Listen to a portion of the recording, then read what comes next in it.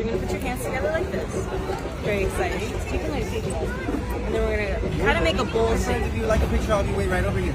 Make sure there's no air bubbles on the side. Very interesting. And you're gonna put your thumbs together like this. Very wonderful. Make sure you're cupping it. No air bubbles. Very good. Okay. And the only air bubble you should have is right there. Very interesting. And then you're gonna put your lips right here on your thumb knuckles.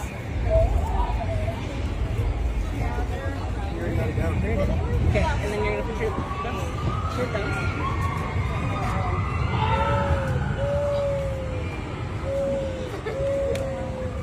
Then, if you want to add some extra flair, then you move your hand out like that.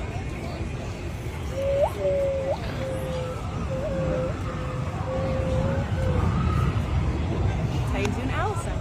Or morning.